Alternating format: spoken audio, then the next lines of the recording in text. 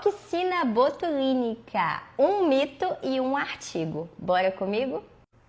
O primeiro mito de todos é que a toxina botulínica é um cristalzinho que a gente não pode agitar, que a gente não pode aspirar rápido. E, meus amores, esse artigo aqui está aqui para nos mostrar que a toxina botulínica não é uma molécula tão frágil como muitas pessoas falam e ensinam nos cursos. Inclusive, eu aprendi que depois que você realizasse a reconstituição, você tinha que balançar em movimentos bem lentos, senão você poderia destruir as NAPs, né, que são aquelas proteínas complexantes. Mas, na verdade, elas estão dentro da maioria das toxinas, exceto na Zelmin, porque elas são uma estabilidade a mais ali para aquela molécula de Botox.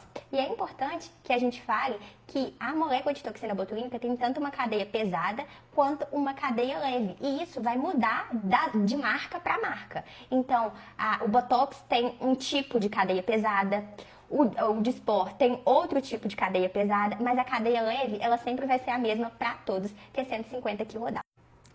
Então, nesse estudo, eles fizeram a agitação intensa do frasco de toxina botulínica por um longo período de tempo em um ambiente laboratorial, né, com aqueles shakes assim, e perceberam que, por mais que tivessem realizado uma agitação vigorosa, a toxina botulínica é uma molécula tão estável, uma molécula biológica totalmente potente, que ela basicamente não se desestabilizou.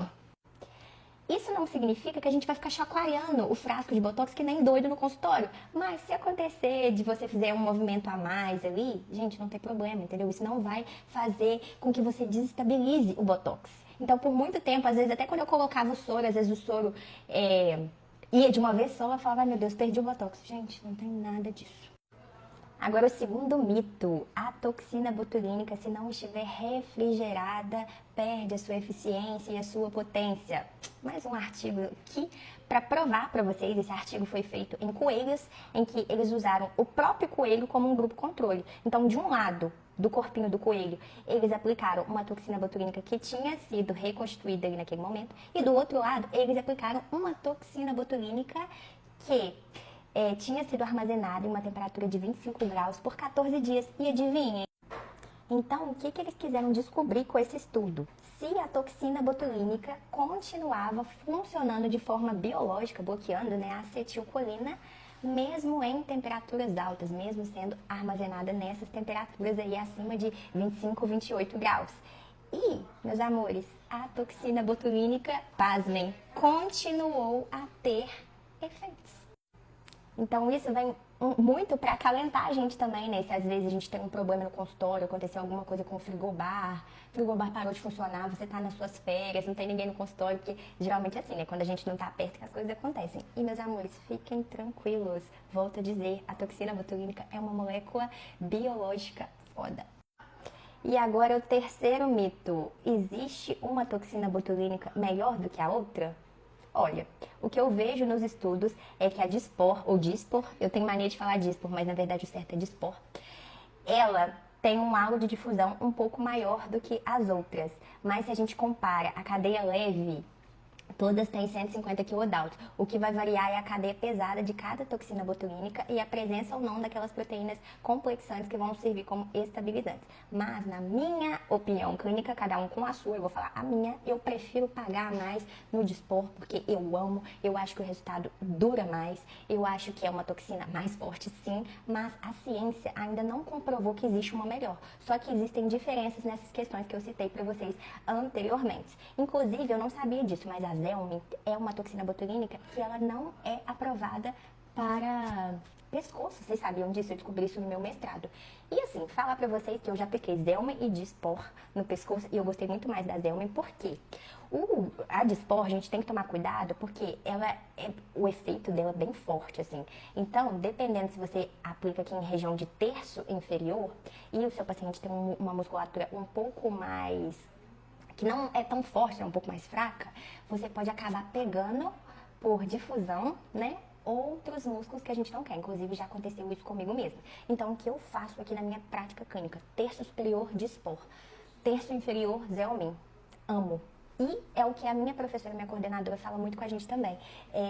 Escolham dois tipos de toxina botulínica e melhorem a curva de aprendizado de vocês com essas toxinas botulínicas. Porque cada uma vai ter um comportamento. Eu já usei todas no meu rosto, mas eu gosto mais da de Spor. Na bota, não tem estudo com na bota, tá, meus amores? Então, assim, fiquem atentos.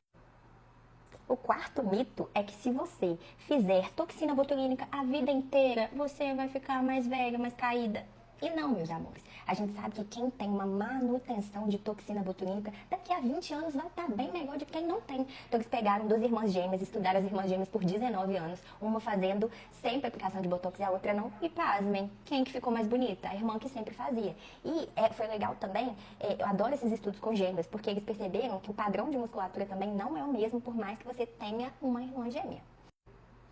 O quinto mito, também vou deixar o artigo aqui, é que você não pode realizar toxina botulínica se você é uma lactante, se você amamenta naquele momento.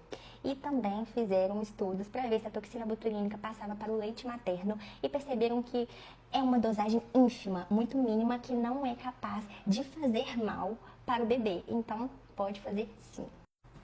E o quinto e último mito é que as nossas expressões faciais não têm um contato direto com o nosso sistema nervoso central, e a gente sabe que tem sim. Ou seja, se você está sob o efeito de toxina botulínica, você provavelmente não vai fazer cara de brava. Se você não faz cara de brava, o seu cérebro não vai receber sinais que você está brava. Adivinha o que vai acontecer?